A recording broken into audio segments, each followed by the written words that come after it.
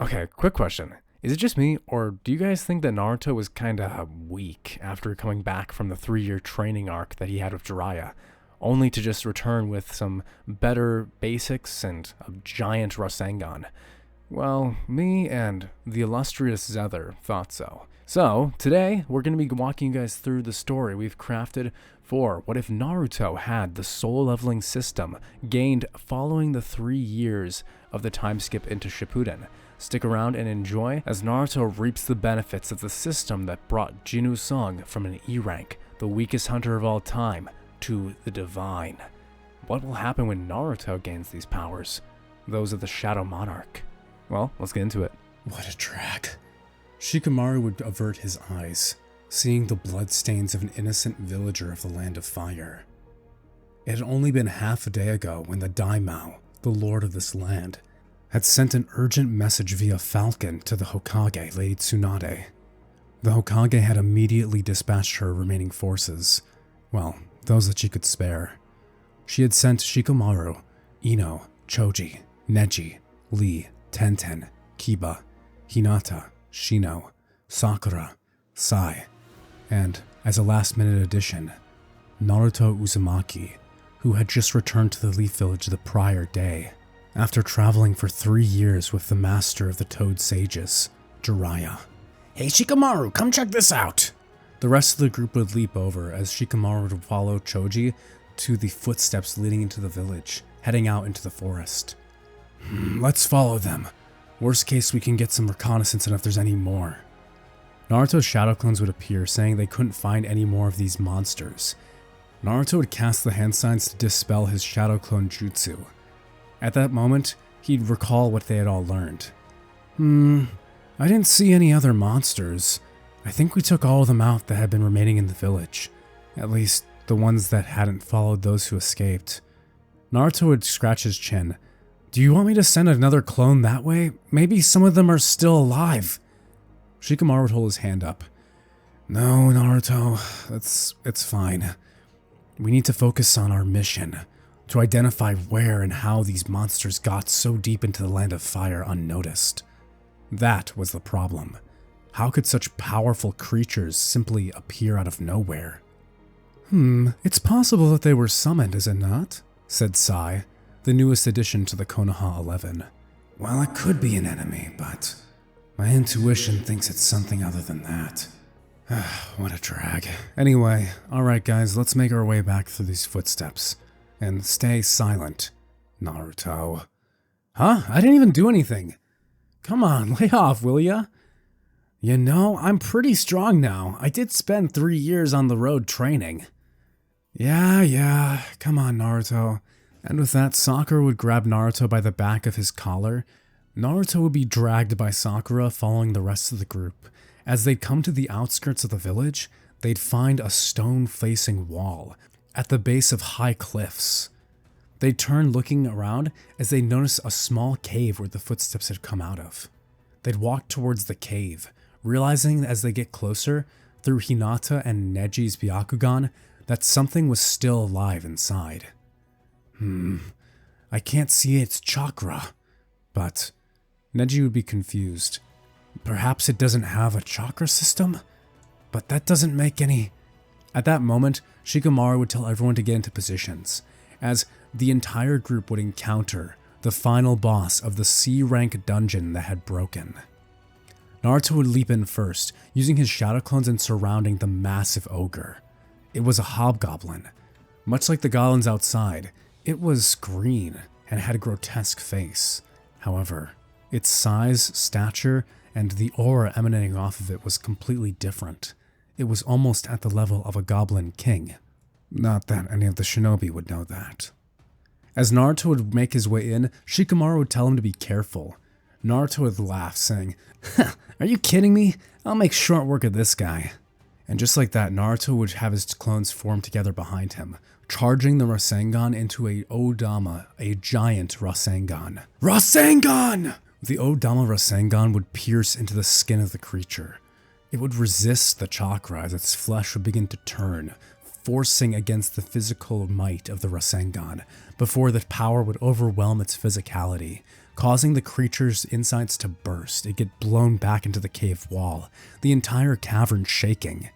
"Hey, Naruto, keep it easy, will ya? Yeah, some of us could die in here, right, Akamaru?" Kiba would hear a roof sound from his dog, Akamaru, as the two would agree with Shikamaru's statement. Rock Lee would also chime in. "Yes, Naruto, I agree with Shikamaru. That was not very fair to the rest of us. What if you had caused a cave-in and some of us had been trapped or injured?" Yeah, I know, okay? Well, the big one's dead, so there's that." Hinata would blush, saying, "It seems Naruto's gotten even stronger." And with that, the group would continue to analyze the monster. Shikamaru would scratch his chin. "This thing, I've never seen anything like it before. Have either of..." His question would be answered silently by head shakes. No one had seen anything like this before. Not even Naruto, who had been out of the village for 3 years. "Yeah, Akamaru doesn't smell anything either," Kiba would say, looking down as he pokes the large monster. What's that?" Akamaru would run away from Kiba, barking towards a dark corner of the cavern. "Hey guys, it sounds like Akamaru says there's more to this cave. We should keep going." And with that, the group would come to a vote. Shikamaru would immediately disagree. "I think we should report back from what we saw. If there's more and they're as strong as this guy, he was even able to resist Naruto's Rasengan, if not for a moment. And that's a pretty powerful A-rank jutsu." The others would murmur, with Neji disagreeing with Shikamaru. "I think we should get rid of the problem now. We're already here, and this could lead to the loss of more lives. Is that what you'd want? With all of the might we have here, we could take on a small army. We have enough shinobi here capable of taking down a few monsters." And with that, the vote would come to a conclusion. Everyone wanted to be done with these monsters, for what they had done to the innocents of that village, and for what they had failed to protect. Naruto among them. "Yeah, I agree with Neji on this one. Let's go take the rest of them down, Shikamaru." Choji would munch on his chips. "Yeah, well, it might be a little annoying, and I am almost out of snacks, but surely the cave can't be that much deeper, right?" Oh, poor sweet Choji. You have no idea how wrong you are. After a grueling 30 minutes of walking, the entire group would arrive at another set of stone doors. Man-made and hand-carved. Hinata, Neji, take a look at this. Shikamaru would order the two Hyugas to scan the door of their Byakugan. They would comply, but... "It seems there's a wall behind this door," Neji would say. "This must be the end." What? Are you sure?" "Yes, I can't see anything past it. And considering how deep we are, it must be because of it being solid rock. I can see almost 12 miles of my Byakugan. There's no mistaking it. That's definitely..." Without further ado, Naruto would walk forwards, pushing the doors open as a cold wind would flow in behind them, clearing into a massive cavern. I stand corrected. Hinata would be surprised as well. "I also didn't see a thing. That shouldn't be..." Whoa! Naruto would walk in. "Hey guys, check this out!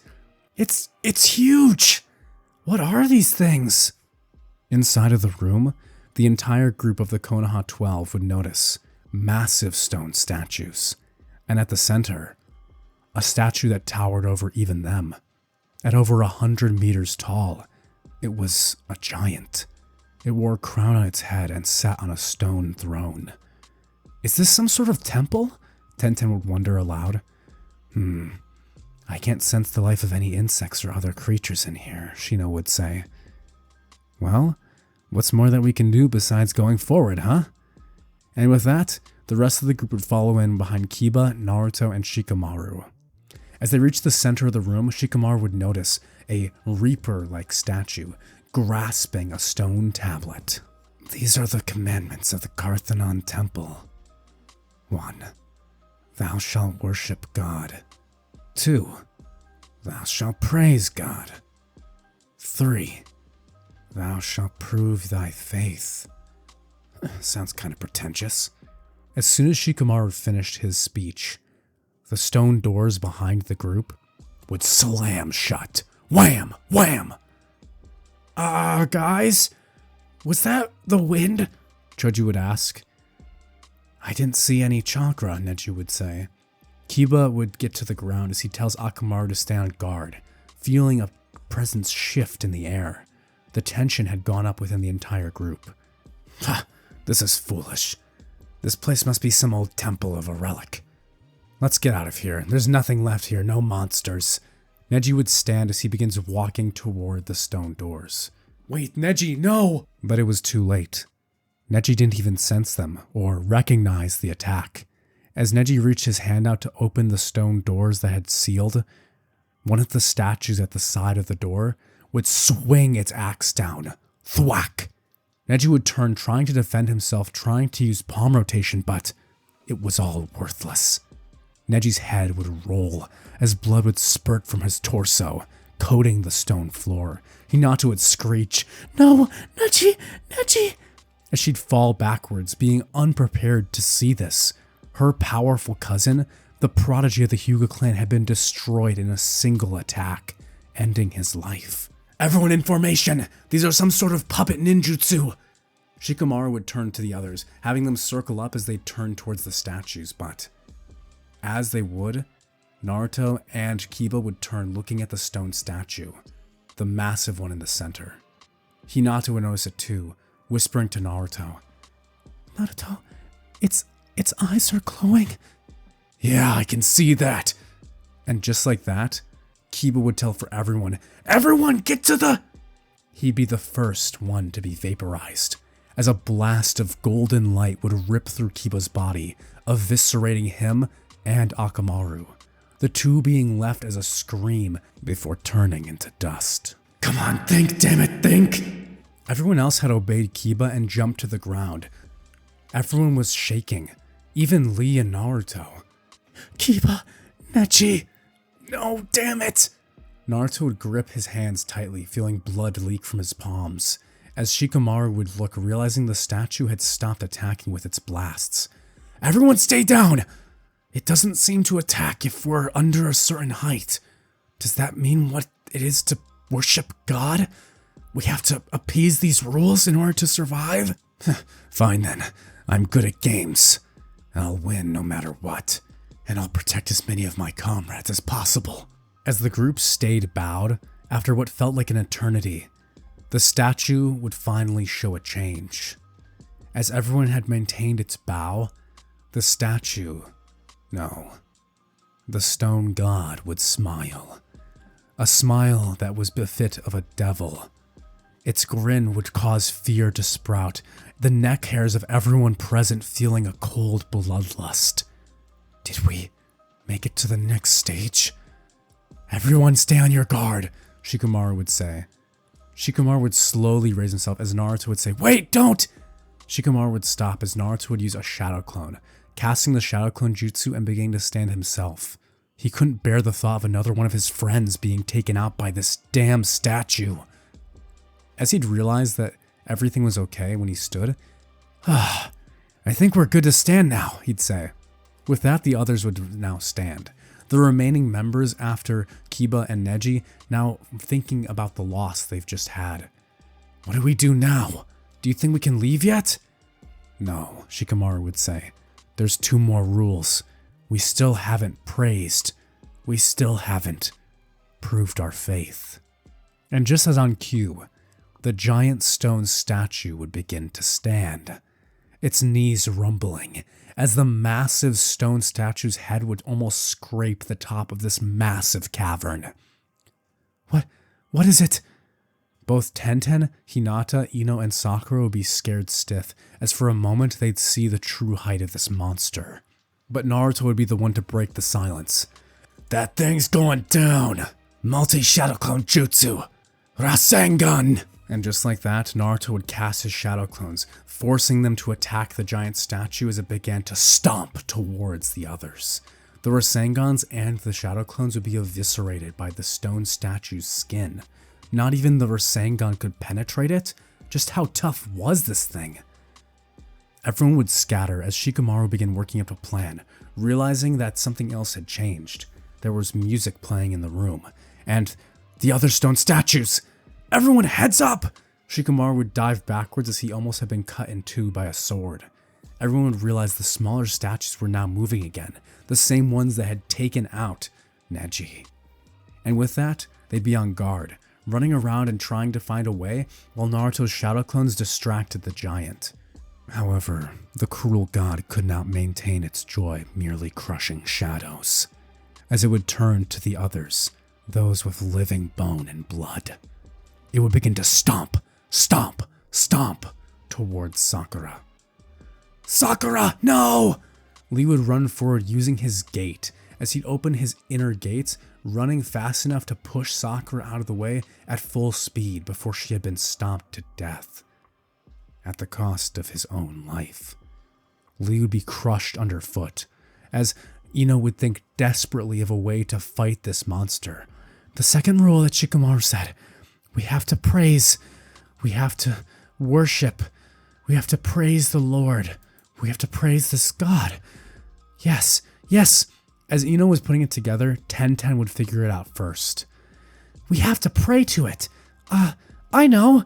As Tenten would get down on her knees, she'd begin praying to the god.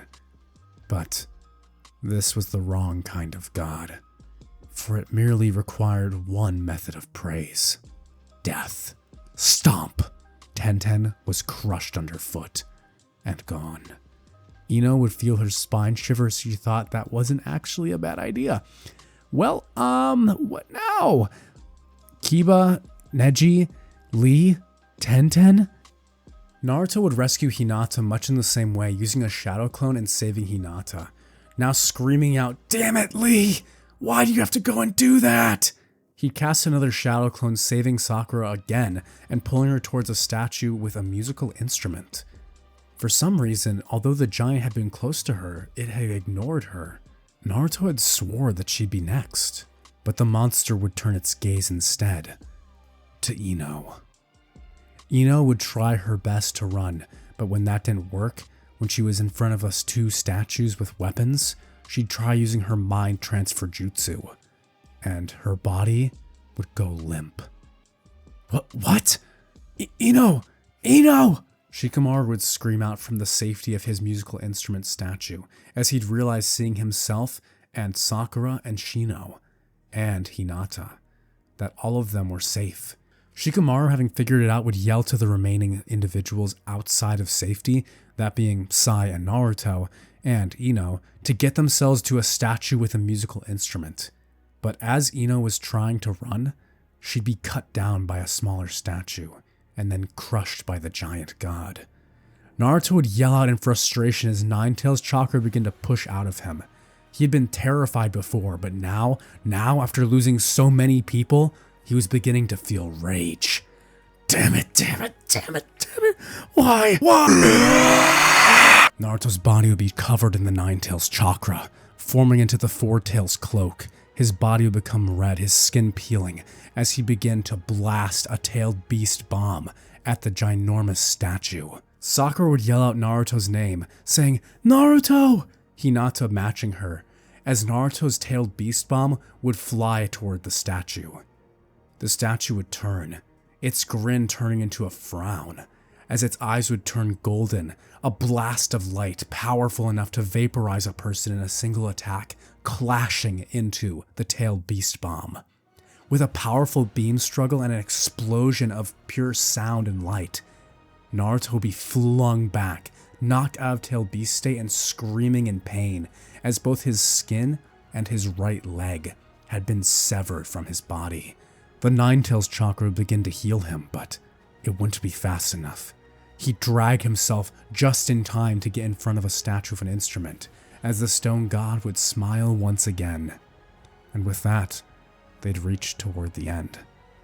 After the loss of 6 of their comrades, half of the group being taken out, they'd reached the final step. They needed to prove their faith.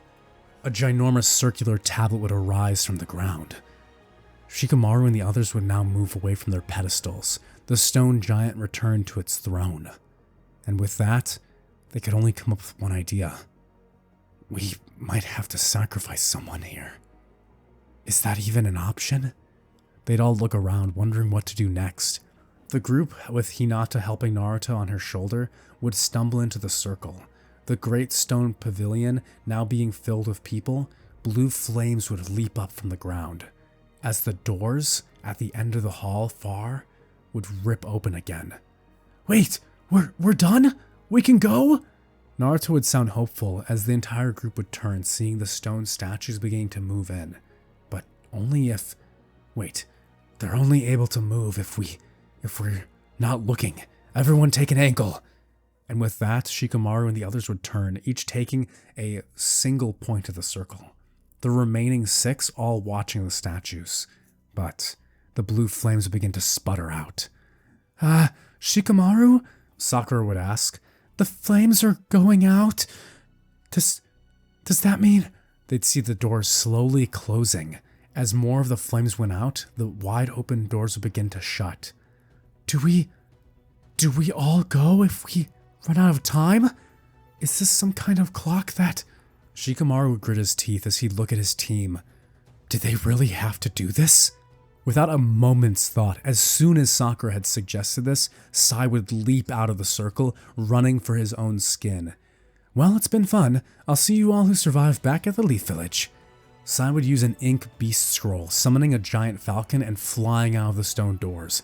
That idiot, it could be a trap, Shikamaru would think. But Sai would exit safely. This would cause the disruption in the group, as Sakura, Shino, Hinata, Shikamaru, and Naruto all looked toward each other. Naruto would grit his teeth shivering. Alright, you guys get out of here. He'd put his fingers together, using the Shadow Clone Jutsu and moving them toward the other sides. I can watch them, and then I'll get my way out of here. I just need a little more time for the Nine-Tails chakra to heal my leg. Okay? He put a grin on his face, but he was shaking. Hinata would be screaming, No, we can't leave Naruto! We can't! But Shino would chop her on the neck, knocking Hinata out and carrying her over his shoulder as he'd nod to Sakura and Shikamaru. That's the best plan I've heard. Naruto will see you on the outside. And with that, Shikamaru begrudgingly would leave, as Naruto would be left behind inside of the cavern. No, it's not working. Why is it not working? The Shadow Clone Jutsu, which had never failed him before, was not working. The statues moved in closer. His friends were gone, and he was alone again. Just like then, just like back then. He had been abandoned. He'd shiver, his hands frigid, as he'd think, I just put on a brave face to help everyone else, but I don't want to die yet. Not before I become the Hokage. I couldn't leave them behind, but I want to live too, damn it. Naruto would feel himself pulling onto the stone tablet, the massive stone circle of the altar, as the statues would come closer and closer. Finally, a slash of the stone statue would jab into his abdomen. Blood would splurt from his abdomen, his torso almost being cut in two, as Naruto would barely have moved out of the way, moving his leg just right to push him out of the way of most of the attack. But others would soon come. He'd be thrown into the air on top of a spear, as more blood would cover the altar. He'd have grabbed onto the spear, barely able to keep himself off of being penetrated on the tip. Yeah, I know what I said. As Naruto's body fell to the altar, blood splashing into his eyes, his blue eyes being coated in blood, the last blue flame would go out. Congratulations, you've passed the secret quest, Courage of the Weak, and have earned the right to become a player.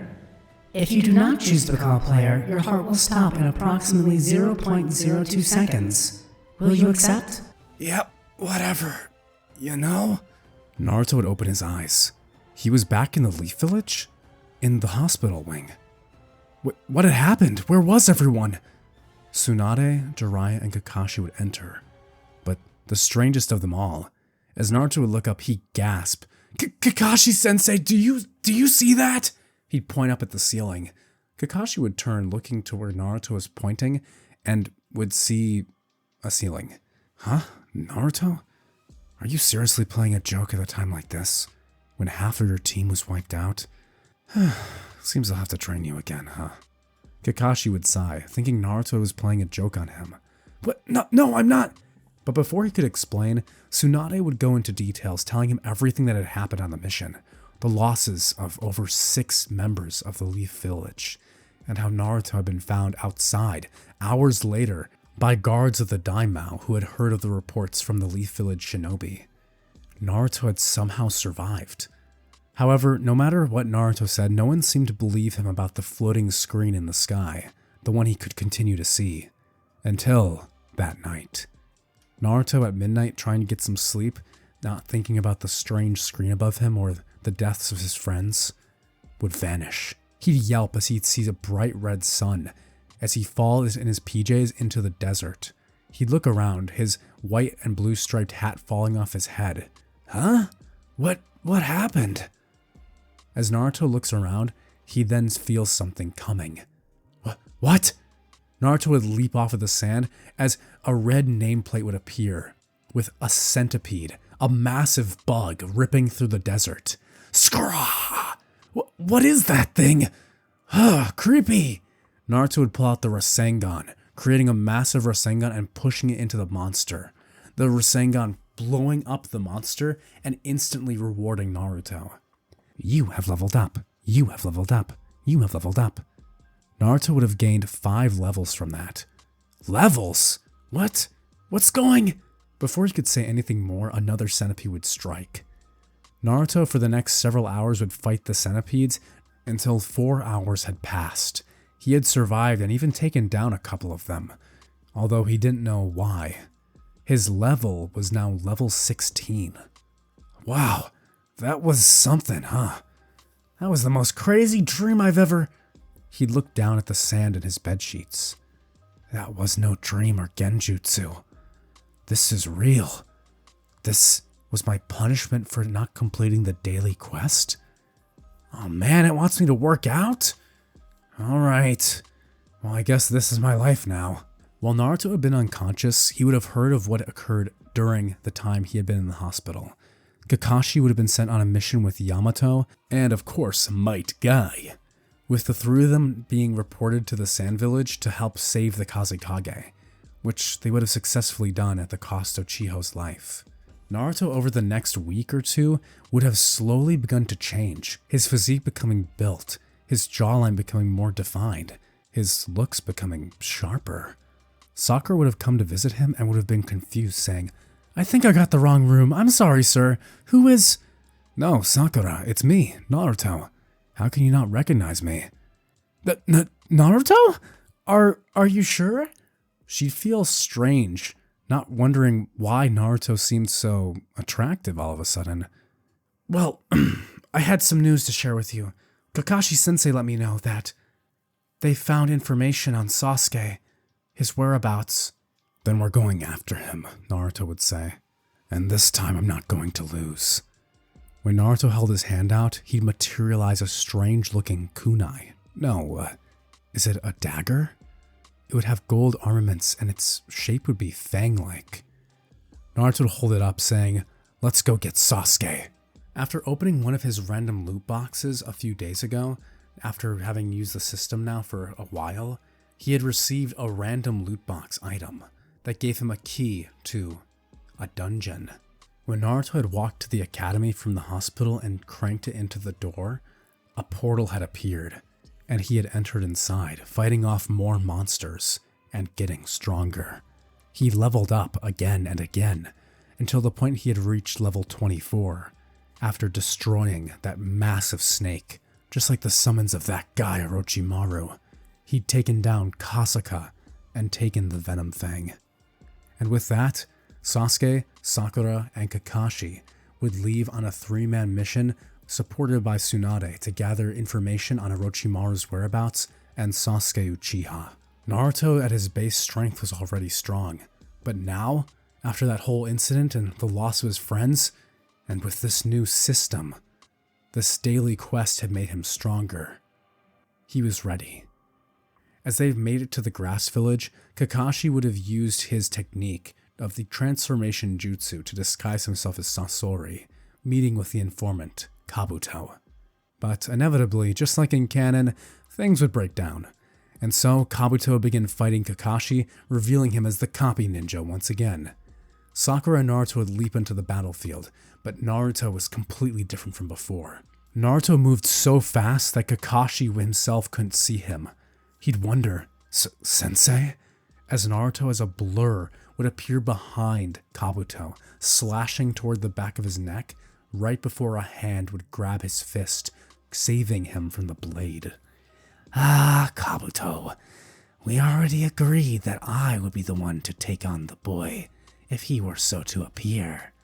The Jinchuriki of the Nine Tails. He's grown most splendidly, as you can see. As have I, and my student Sasuke still. Orochimaru, you're going down. Sakura with a cha would destroy the bridge, as Naruto and Orochimaru be sent to the other side. Kabuto would be left with Kakashi and Sakura. And with this, the battle would begin. As Orochimaru would try to fight Naruto, he would realize very quickly that this was a mistake.